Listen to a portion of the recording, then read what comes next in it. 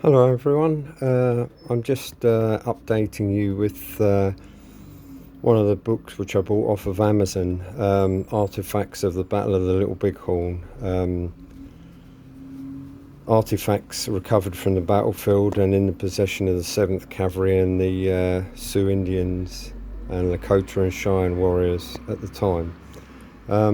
Very nice book. I got a copy which was minus its dust cover, so that reduced the price considerably. They start to go upwards in price. I paid £30 for this volume, but they increase rapidly. They virtually double with the books with dust covers. You've got an enlarged picture there of Custer's message sent back to Benteen on the morning of the battle. Come quickly, big village, bring packs. Famous message sent back with the trumpeter Giovanni Martini, who didn't have a great grasp of the English language, but was able to, by gestures and pointing, make himself understood to Benteen. A very nice book, very fine book. You've got a flag or guidon, I believe that's the pronunciation of one of the company flags, blood-stained, found wrapped around the bodies of one of Custer's men when the burial detail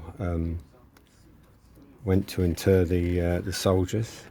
So a very poignant artifact there. The book is really very much a coffee table kind of encyclopedia. It's lovely to look through, lovely to handle on very fine paper.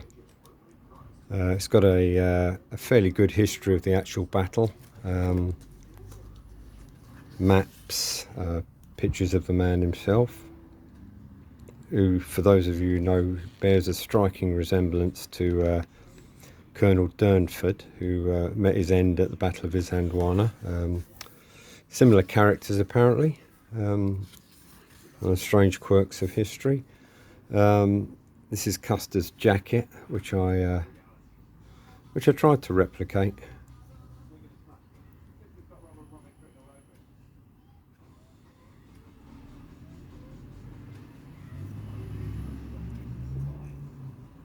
As I say, apparently he didn't wear the actual jacket on the day, but a large blue fireman's jacket. Buckskin trousers of the general. I believe these are all left behind at camp. This is the fireman's shirt, which was favoured by many of the officers, and some gauntlets, and also a very nice buffalo coat that would have been worn during the winter months. This is an interesting photograph, somewhat grim, but it is apparently some of the general's socks that were returned to his widow. Now it seems a very strange thing that these are almost certainly blood-stained, and it seems a very odd thing to return to somebody's widow, evidence of their grisly death. But that was the Victorians for you. This is it does tie in with certain accounts of the battle, which suggests that well, some say that the general's body was untouched except his ears had been pricked to because he didn't hear the Indians warn him not to come back. He promised to not come back to the Black Hills, and he broke his promise, so they wanted him to hear more clearly next time. And some of the accounts say that the body was untouched in terms of other mutilations, but stripped except for socks. Now these would appear to be the socks taken from the burial detail of the body. This is a cavalry suspensory, I believe a jockstrap, curiously enough, and a pair of presentation pistols, Custer's hunting knife, pewter shaving mug, and personal accoutrements, shaving equipment, and bathing sponge, and his own soap, his very own soap, and a rather massive toothbrush and comb. Various other Custer related items. Apparently some of the writing on these cases is in his own handwriting.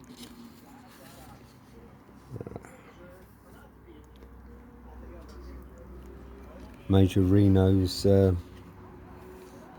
kepi. Again, Major Reno's personal effects. Pipes, presentation knife, and the classic Colt 45.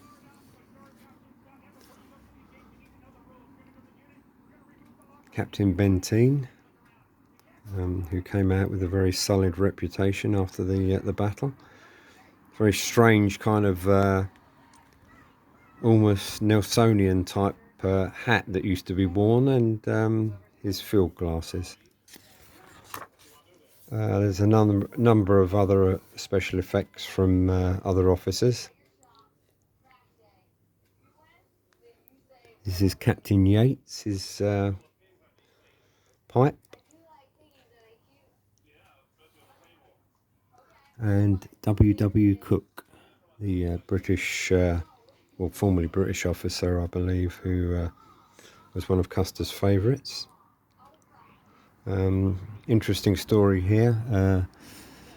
Lieutenant Donald McIntosh, who was killed at the Little Bighorn Valley, and who many years later, in 1995 in fact, his wedding ring was found in the vicinity of where his body had been originally found. So still stuff turning up on the battlefield. As I say, a number of other officers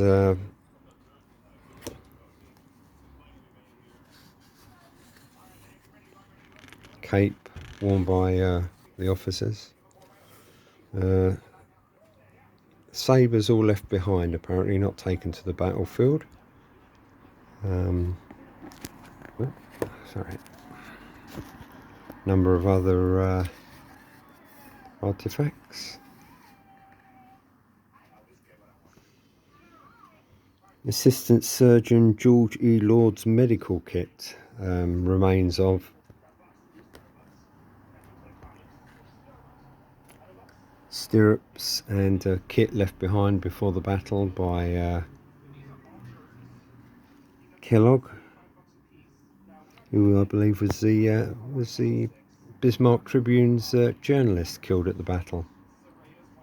Various hats worn by the troopers. Some hardtack biscuit from the Reno Hilltop fight at the Battle of the Little Bighorn.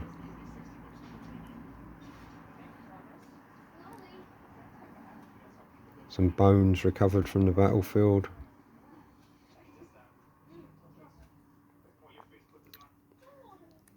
Trooper's razor, famous message again, and a couple of Springfield carbines.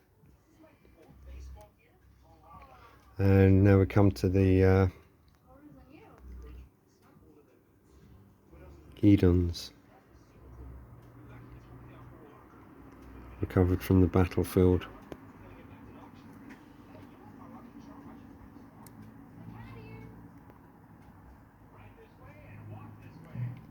Shirts exhibiting the range of colours worn, and field glasses, personal equipment, belt buckles and stirrups.